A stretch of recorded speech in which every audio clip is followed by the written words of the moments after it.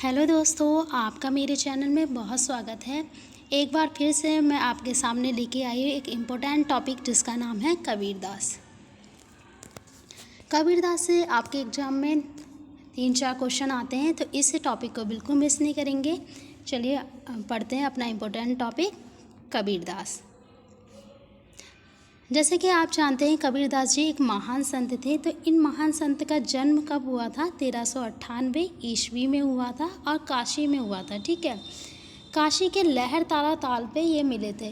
कि ऐसा माना जाता है, यानी कहा जाता है कि इनकी जो माताजी थी वो ब्राह्मणी थी, विधवा ब्राह्मणी थी।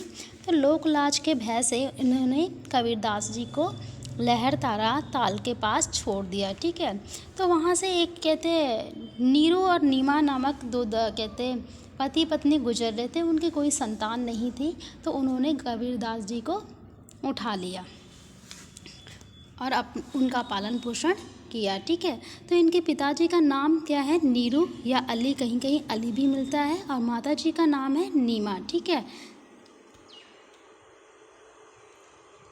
अब बात कर लेते हैं इनके गुरु की। ठीक है, इनके गुरु का नाम था रामानंद। ठीक है, जैसे कि आपको पता है कि कबीरदास जी एक मुस्लिम थे और रामानंद जी एक हिंदू थे। ठीक है, तो कबीरदास रामानंद जी को अपना गुरु बनाना चाहते थे, उनसे दीक्षा लेना चाहते थे। इसलिए उन्होंने क्या करा कि एक रात वो गंगा घाट की सीढ़ी पे लेट गए। ठीक है, उन्होंने कहा कि मुझे इनको गुरु बनाना है, लेकिन कैसे बनाओ? तो वो पंचगंगा घाट की एक सीढ़ी पे लेट गए। वहीं से रामानंद जी गुजर रहे थे कि गंगा स्नान करने के लिए जा रहे थे।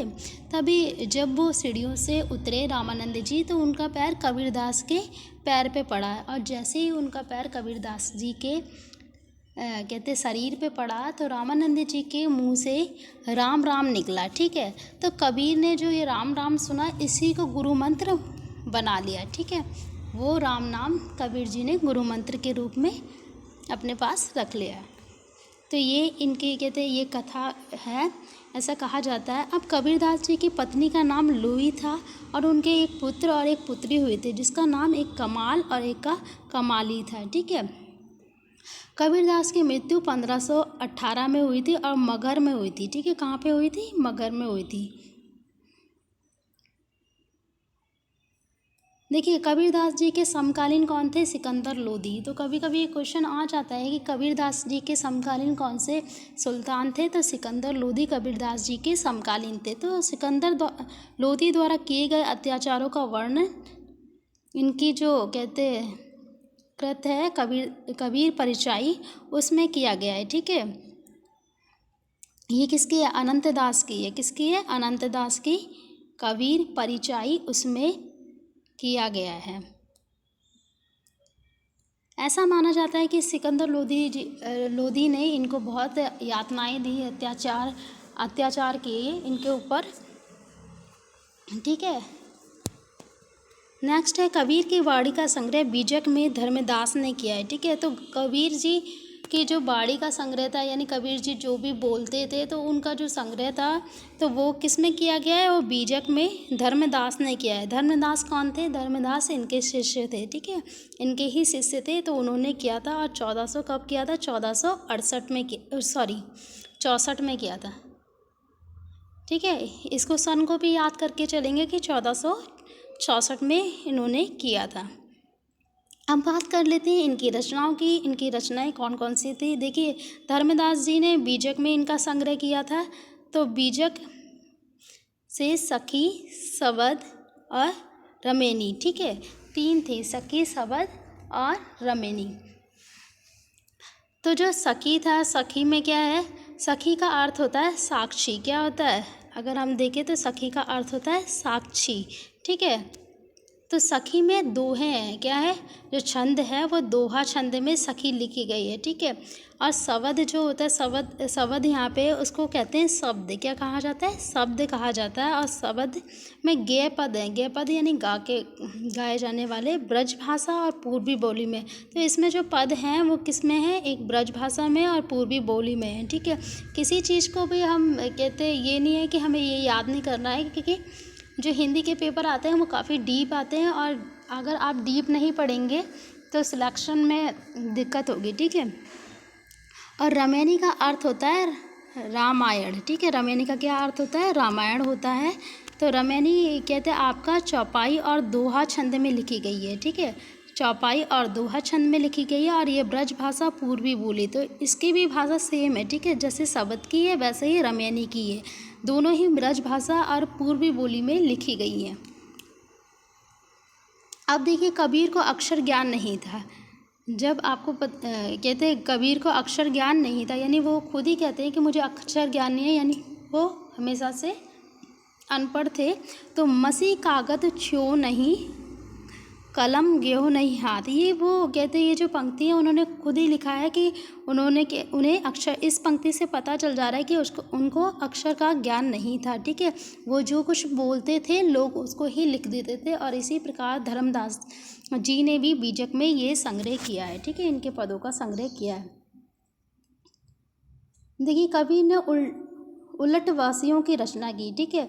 अब कभी क्वेश्चन आ जाते हैं कि उलटवासियों की रचना किसने की, तो उलटवासियों की रचना किसने की थी? कबीरदास जी ने की थी, ठीक है। मुसलमान अनुयायी कबीर को शेख तकी का शिष्य मानते थे। जो मुस्लिम लोग थे वो किसका इनको शिष्य मानते थे? शेख तकी का शिष्य मानते थे, ठीक है। लेकिन ऐसा नहीं है कि ये इनके गुरु थे। कबीर ने गुरु ना रहे पर उनके नाम अपने जो दोहे थे उसमें लिया था, ठीक है। इनके गुरु थे या नहीं थे ये तो पता नहीं है, लेकिन उनका नाम अपने इन्होंने किस में लिया था? दोहों में लिया था। जैसे एक दोहा देख लेते, पंक्ति इनकी, घट घट है अविनाशी, सुनाओ तकी तुम शेख, ठीक है। यहाँ पे देखिए, यहाँ पे तकी को शेख का देखो यहाँ पे पूरा बताया गया है। फिर बात कर लेते हैं इनकी भाषा, यानी इनकी भाषा कैसी थी, कबीरदास जी की भाषा कैसी थी, ठीक है। तो रामचंद्र शुक्ल के अनुसार वो कहते हैं कि इनकी भाषा सदुक्कड़ी थी। क्या थी? सदुक्कड़ी। और श्याम सुंदर दास के अनुसार वो पंचमेल खिचड़ी थी। और हजारी प्रसाद द्विवेदी जी के अनुसार बाड़ी का डिक्टेटर, ठीक है। तो इनके अनुसार ये था कि ये सब है, क्योंकि जो कबीरदास जी की भाषा थी वो सब मिक्स थी, ठीक है। मिक्स का मतलब ये मिश्रित भाषा थी कि पंजाबी के भी आ रहे हैं शब्द, राजस्थानी के भी आ रहे हैं, खड़ी बोली के भी आ रहे हैं। तो इसलिए इनको पंचमेल खिचड़ी या साधुओं की भाषा, सदुक्कड़ी भाषा ऐसा कहा गया, ठीक है।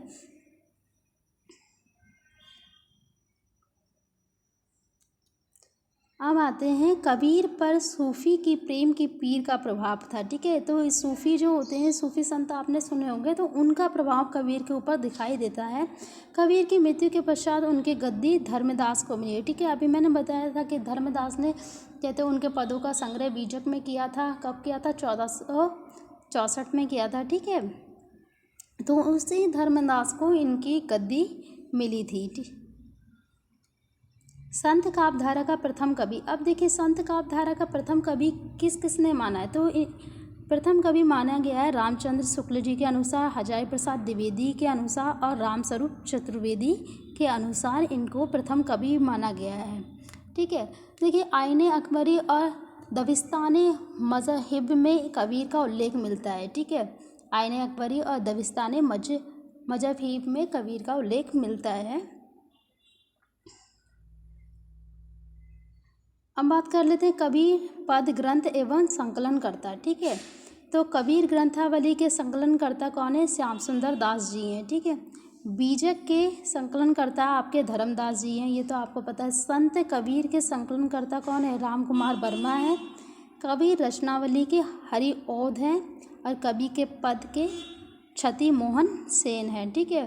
तो एक भी ऐसा पॉइंट नहीं है जो आप कहते पढ़ेंगे नहीं, आपको सब पढ़ना है, क्योंकि कबीर बहुत इम्पोर्टेंट टॉपिक है हिंदी का, तो इसको सब पढ़ना पड़ेगा आपको।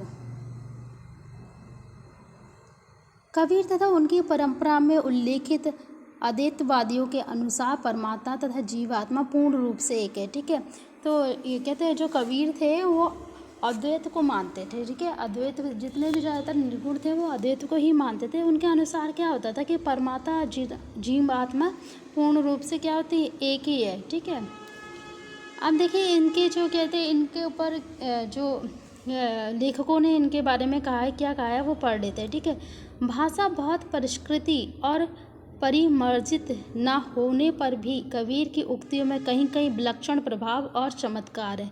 प्रतिभा उनमें प्रखर थी, इसमें कोई संदेह नहीं है। ये किसने कहा था? ये रामचंद्र शुक्ल जी ने कहा था। ठीक है, नेक्स्ट है आपका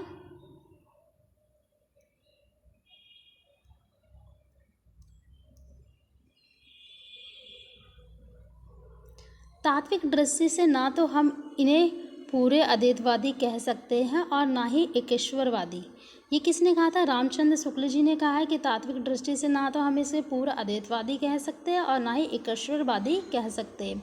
कबीर की भाषा का निर्णय करना टेढ़ी खीर है क्योंकि वह खिचड़ी है। देखिए, अभी मैंने आपको बताया था कि श्याम सुंदर दास जी ने इनको क्या कहा था? पंचमील खिचड़ी, इनकी भाषा को पंचमील खिचड़ी कहा था। तो वो यहाँ पे भी यही बात कर रहे हैं कि कबीर की भाषा का निर्णय करना टेढ़ी खीर है। ठीक है, टेढ़ी खीर है। क्यों टेढ़ी खीर है? क्योंकि वह खिचड़ी है, क्योंकि इनके भाषा में कहते हैं बहुत सारी भाषाओं के शब्द मिले हुए थे। ठीक है, कबीर के निर्गुण पंथ का आधार भारतीय वेदांत और सूफियों का प्रेम तत्व है। ये किसने कहा है? रामचंद्र शुक्ल ने। ठीक है, कि भारतीय वेदांत और सूफियों का जो प्रेम तत्व है वो निर्गुण पंथ का आधार है, यानी इन्हें निर्गुण या निराकार ब्रह्म को मानते थे। तो उस पंथ का आधार कौन है? भारतीय वेदांत और सूफियों का प्रेम तत्व। किसके अनुसार? रामचंद्र शुक्ल जी के अनुसार। ठीक है, ऐसे थे कबीर सिर से पैर तक मस्तमौला, आदत से अक्खड़, स्वभाव से फक्कड़, दिल से तर, दिमाग से दुरुस्त, भक्तों के लिए निरीह, भेषधारी के लिए प्रचंड। देखिए, ये किसने कहा है? हजारी प्रसाद द्विवेदी जी ने कहा है कि उनको मस्तमौला बताया गया है। ठीक है, कि सिर से पैर तक क्या थे? मस्तमौला थे। ठीक है, तो ये हजारी प्रसाद द्विवेदी जी ने बताया है। नेक्स्ट है आपका, उन्होंने भारतीय ब्रह्मवाद के साथ सूफियों के भावात्मक रहस्य, हठ योगियों के साधनात्मक रहस्यवाद और वैष्णव के अहिंसा तथा प्रतिपादवाद का मेल करके अपने पंथ खड़ा किया है। देखिए, ये रामचंद्र शुक्ल जी के अनुसार है। उनके अनुसार क्या है? ब्रह्मवाद के साथ, सूफी के भावात्मक जो है हठ योग के साथ, साधात्मक रहस्यवाद के साथ और वैष्णवों की अहिंसा के साथ उन्होंने मेल करके अपना जो पंथ था, जो भी पंथ उनका था, उसको खड़ा किया है। ये रामचंद्र शुक्ल जी के अनुसार है। ठीक है, अब आ जाते हैं इनकी कुछ जो महत्वपूर्ण पंक्तियां हैं जो पेपर में भी पूछी जाती है और आपको याद करना है। ये सूर्य समाना चंद में दहू किया घर एक। देखिए, जून 2015 में नेट में पूछा गया है आपका ये कि ये पंक्ति किसकी है। फिर से पढ़ लेते हैं। सूर्य समाना चंद में दहू किया घर एक, फिर है भक्ति द्रविड़ उपजी लाए रामानंद, प्रकट किया कबीर ने 7 दीप 9 खंड, मोको कहाँ ढूंढे हैं बंदे मैं तो तेरे पास। ये वाला तो आपने सुना ही होगा, क्योंकि ये दशरथ सुत तिहलोक बखाना, राम नाम का मरम है आना। ठीक है, ये काफ़ी इम्पोर्टेंट है। दशरथ सुत तिहलोक बखाना, राम नाम का मरम है आना। नेक्स्ट है आपका, जाको राखे साइया मार सके ना कोई। ये तो खास तौर से ज़्यादातर बोला जाता है, तो ये तो आपको दिक्कत ही नहीं होगी इसमें। रस गगन गुफा में अजर झरे। नेक्स्ट है, हेत प्रीति से जो मिले तासो मिले धय, मैं कहता हूँ आँखें देखी तू कहता कागद की लेखी। ये भी इनका काफ़ी फेमस है ये वाला, मैं कहती हूँ अखिन देखी तू कहता कागद की लेखी। फिर नेक्स्ट है इनका, नैना अंतरी आ तू जो ते नयन झपाऊँ, पलक की चिक डारी के पियो को लिए रिझाऊँ। ये वाला भी आपका बहुत इम्पोर्टेंट है, तो आप याद कर लेना। तंत्र न जानू मंत्र न जानू, जानू सुंदर काया। तो जितने भी आपकी ये पंक्ति हैं सारी इम्पोर्टेंट है। मैंने इम्पोर्टेंट ही पंक्तियों को यहाँ पे लिखा है, तो आप याद करते हुए चलना। तुम जानो, ये नेक्स्ट वाला है। ठीक है, यहाँ पे तुम जिन जानो गीत है यह निज ब्रह्म विचार। फिर नेक्स्ट है आपका, गहना एक कनकते गहना, ना माँ भाव ना दूजा माँ। फिर ये इतना ही है। ठीक है, गहना एक कनकते गहना, ना माँ भाव ना दूजा। फिर माधो में ऐसी अपराधी, तेरी भक्ति होत नहीं साधी। ठीक है, मैं ऐसे करके चल रही हूँ ताकि आपको पता चल जाए ये अलग अलग है।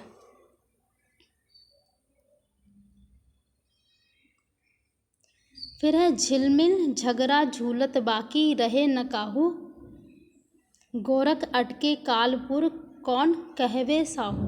ठीक है, ये झिलमिल झगड़ा झूलत बाकी, रहे न काहू, गोरख अटके कालपुर कौन कहवे साहू।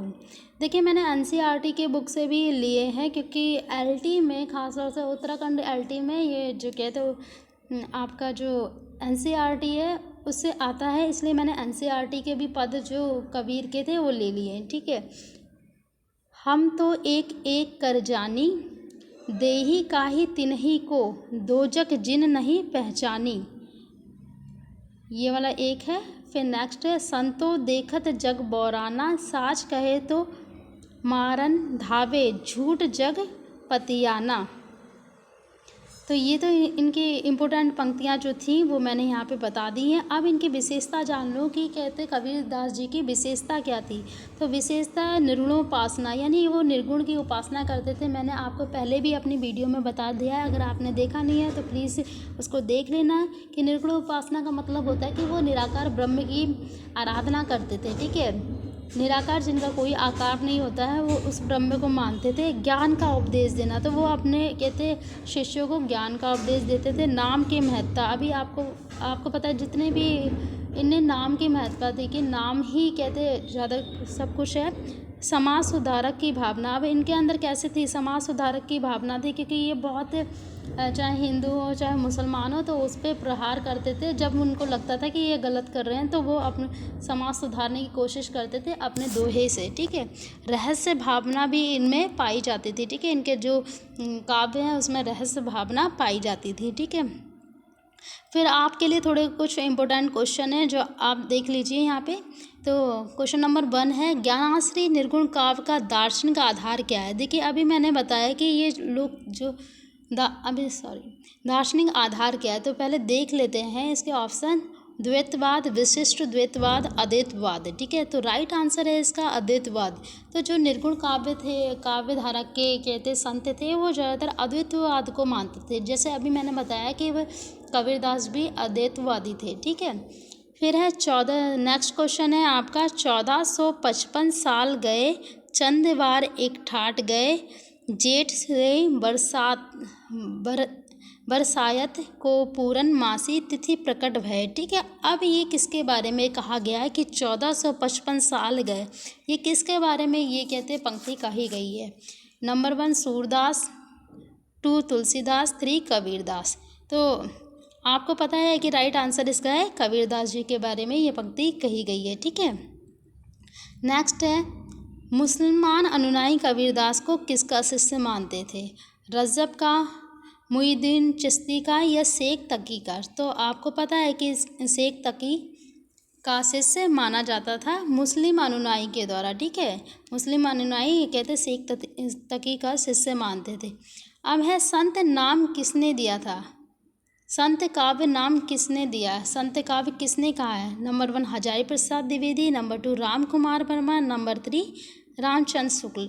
तो संत काव्य नाम दिया है नंबर 2 राम कुमार वर्मा ने। ठीक है, नेक्स्ट है आपका, पंचगंगा घाट में कबीर किसके पैर के नीचे पड़ गए थे। अभी मैंने वो स्टोरी बताई थी। देखिए, कोई भी क्वेश्चन आ सकता है, तो बल्लवाचार्य के पैर के नीचे, रामानंद जी के या माधवाचार्य जी के। ठीक है, तो इसका राइट आंसर होगा रामानंद। क्या होगा, रामानंद। ठीक है, नेक्स्ट है आपका, कबीर परिचय के रचनाकार कौन है। ठीक है, तो अनंत दास हैं, धर्मदास है या सुंदरदास है। तो कबीर परिचय के कौन है ये आप मुझे कमेंट में बताएंगे। ठीक है,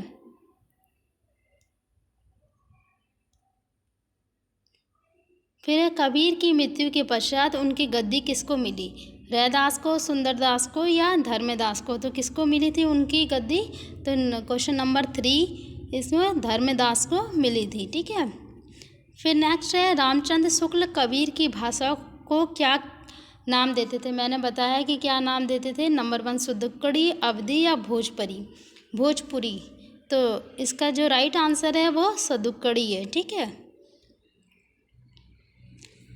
देखिए, मैंने कबीरदास के बारे में जितने भी इम्पोर्टेंट तथ्य थे इस वीडियो में आपको बता दिए हैं। इसके बाद मैं एक नई वीडियो लाऊंगी, वो भी निर्गुण संत की होंगी। तो अगर आपको मेरा वीडियो अच्छा लगता है तो प्लीज़ लाइक करिए, शेयर करिए और सब्सक्राइब करिए, ताकि कबीरदास जी के बारे में जितने भी हिंदी से पढ़ने वाले लोग हैं, जितने भी कंपटीशन की तैयारी करने वाले लोग हैं, उन्हीं सभी को कहते हैं कबीरदास जी के बारे में पता चले, ताकि उनके एग्जाम में अच्छी तैयारी हो।